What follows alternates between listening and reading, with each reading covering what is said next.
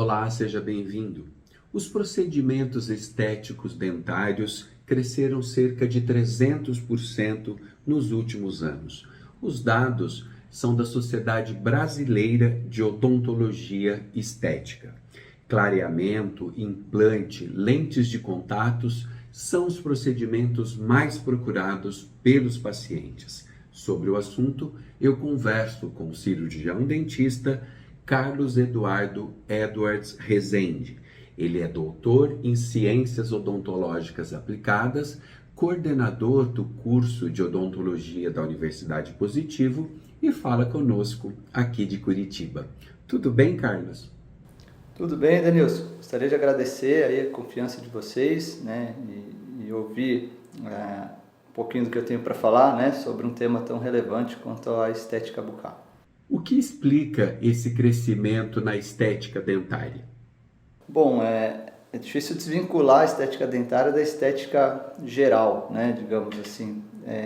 Hoje em dia existe um apelo muito grande, né, de redes sociais, de exposição que as pessoas têm sofrido, né, espontaneamente ou não, mas isso acaba influenciando, né, as pessoas. Às vezes você sai de casa sem saber, daqui a pouco você está fazendo uma selfie, você está fazendo um vídeo com algum amigo, com algum colega, ou até a questão de trabalho, né? Então as pessoas têm sido expostas cada vez mais e isso tem induzido as pessoas, né, a se preocupar um pouquinho mais com a aparência. Qual o procedimento mais procurado? Falando de estética dentária, o que a gente vê mais procura são as facetas, né, que a gente fala, tanto de resina quanto de porcelana. E também o clareamento dental, né, bastante procurado. E, lógico, está crescendo a área da harmonização orofacial, da estética facial, né, a odontologia tem trabalhado com a estética facial e também tem sido bastante procurada essa área. Como que funciona o clareamento? Existem dois tipos de clareamento, né, basicamente o que a gente chama de consultório, que é feito dentro do consultório a aplicação ali de um gel, de um óxido, né. Ele vai tirar a pigmentação do dente decorrente do próprio uso, entre aspas, do dente, né? O paciente se alimenta, isso acaba causando pigmentação, ou o próprio dente do paciente tem uma coloração, uma tonalidade um pouquinho mais escura, e esse óxido ele vai entrar ali, digamos, né, no dente, nas porosidades do dente, e vai fazer o clareamento daquela estrutura dentária. Tá? Então, pode ocorrer essa aplicação do gel em consultório, mas também pode ocorrer com gel caseiro, que é feito uma moldeirinha, né, como se fosse uma moldeirinha plástica, e o paciente coloca à noite ou coloca durante o dia mesmo, né, durante um tempo ele fica com esse gel atuando ali para fazer o clareamento da estrutura dentária. Né? Então, e também é possível combinar as duas técnicas, fazer uma parte no consultório e outra parte em casa. Oferece algum risco? Todo procedimento, né, odontológico ele pode ter possíveis reações adversas, possíveis riscos, né, e ele tem que ser feito realmente por um profissional que conheça o que está fazendo. Né. Então, o clareamento dentário não é diferente. Ele traz sensibilidade pós-operatória, pode induzir até reabsorção, né, da raiz do dente, enfim, alguns transtornos maiores que são mais raros de ocorrer, mas que pode ocorrer. Né. Pode também causar uma queimadura química na gengiva ao redor dos dentes, né? Então ele precisa ser orientado por um profissional. Qual é o tempo de duração desse tratamento? O paciente que tem o dente um pouco mais escurecido, você às vezes precisa entrar mais tempo, o clareador, né? Depende, alguns pacientes não respondem tão bem, mas normalmente 1 a 2 semanas é o suficiente para um tratamento com clareamento dentário. Carlos, qual a diferença entre faceta e lente de contato? A faceta, na verdade, e a lente de contato são praticamente a mesma coisa. O que muda é a espessura, né, da peça que a gente vai colocar. Então, a faceta, ela normalmente tem uma espessura ali próxima de 1 milímetro, né, enquanto a tal da lente de contato, né, que ficou famosa aí de uns anos para cá, é uma faceta de espessura mais fina, a gente chama de laminados cerâmicos, né, finos ou ultra finos, que tem 0,3 milímetros, por exemplo, de espessura. Né. Como que funciona a colocação? Então, as facetas elas podem ser diretas ou indiretas. Se for a de resina, é possível fazer ela direto em boca, né? Então o dentista constrói essa faceta diretamente na boca, já colando ela, né, diretamente no dente do paciente. E tem a faceta indireta, que é de porcelana, né, essa lente de contato de cerâmica que a gente acabou de comentar. Ela é feita em um laboratório de prótese e ela é cimentada depois sobre os dentes do paciente, né? Então a gente usa uma colinha, entre aspas, chama cimento, para fazer a fixação sobre os dentes. E aí isso fica fixo, o paciente não consegue remover. Os dentes precisam ser lixados? Sim, normalmente precisa de algum tipo de preparo, né? Raramente não precisa. Alguns casos realmente não precisa, mas a maioria dos casos sim, né? Então acaba sendo um tratamento um pouquinho mais invasivo nesse sentido. E isso pode trazer algum problema no futuro? Uma vez que você lixa, né, tira, né, desgasta a superfície do esmalte do dente, isso se torna irreversível, né? Não tem como voltar esse esmalte natural do paciente. Então, se você faz um tratamento desse, né, um dentista faz um tratamento desse no paciente e ele queira tirar depois essas facetas, até para tirar a faceta você tem que desgastar a superfície para remover ela e acaba removendo mais esmalte ainda, né? Então, isso acaba trazendo uma mutilação do paciente, porque você está tirando um tecido que não vai mais retornar, né, para a dimensão original dele, né?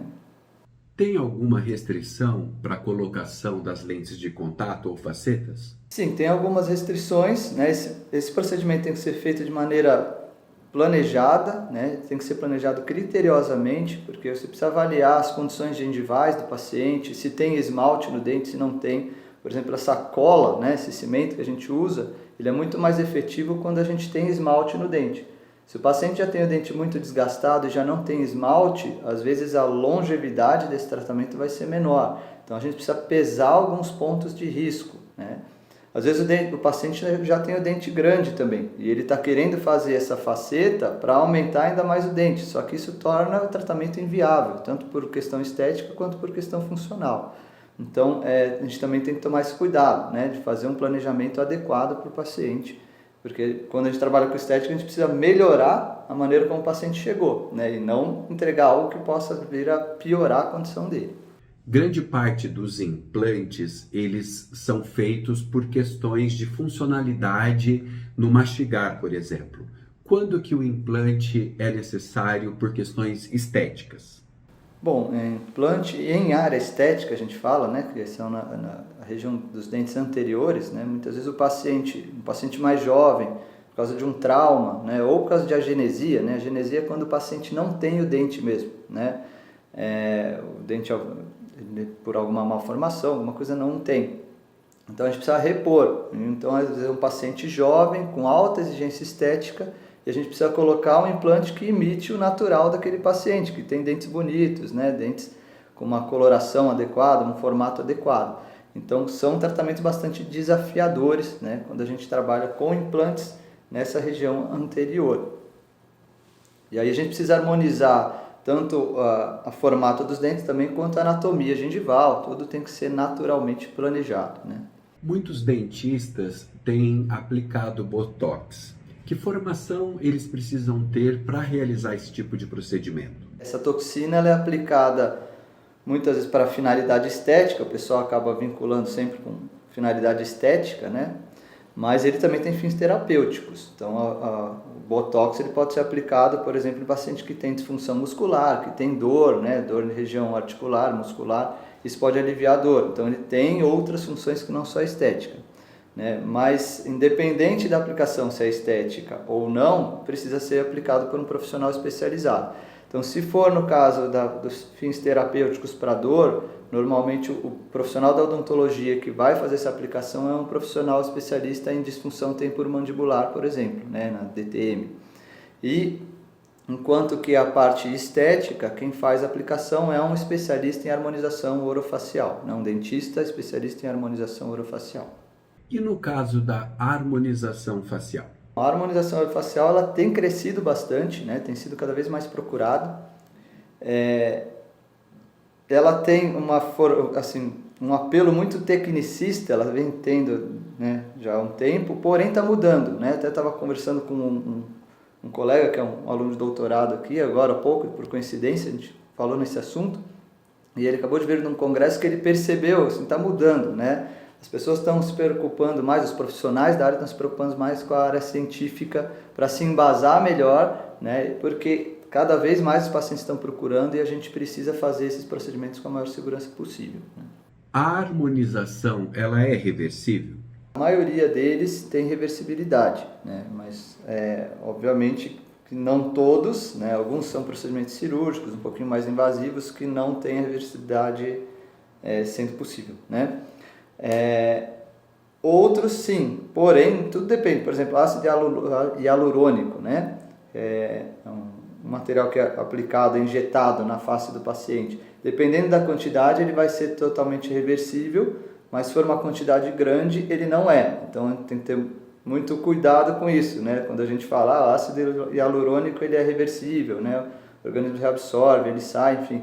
Porém, dependendo da quantidade, não, né? Então, isso é científico, inclusive. Se o cliente exagera nos pedidos de procedimentos estéticos odontológicos, qual deve ser o procedimento do dentista?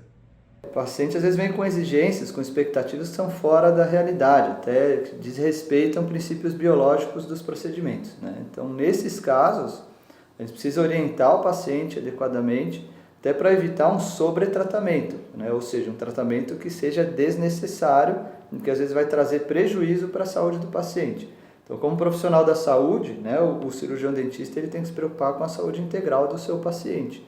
E nesse sentido, a gente não pode simplesmente atender demandas estéticas que venham a trazer prejuízos para a saúde geral ou até local, bucal, né, desse paciente. Então, em uma situação dessa, o paciente precisa ser devidamente orientado, né, de que isso pode trazer um prejuízo para ele e o profissional deveria se negar a fazer caso ele veja que vai trazer algum prejuízo biológico para o paciente. Que dicas você dá para quem deseja investir na estética bucal? Procurar um profissional especialista, né? Então, se for fazer estética bucal, um profissional especialista em dentística, especialista em prótese, reabilitação oral. Se for trabalhar com harmonização, trabalhar com um especialista em harmonização orofacial, com registro no Conselho Regional de Odontologia, de preferência, né? Que mostra que realmente o profissional fez um curso na área, reconhecido pelo conselho, reconhecido pelo órgão de classe profissional, né? E também buscar indicações, né? Se você conhece pessoas que fizeram tratamento com determinado dentista e o tratamento foi bem sucedido, né? Já traz uma confiança maior. Carlos, obrigado pela entrevista. Obrigado, eu que agradeço a oportunidade e sigo à disposição, né, quando vocês precisarem. E a você, obrigado pela atenção e até o próximo vídeo.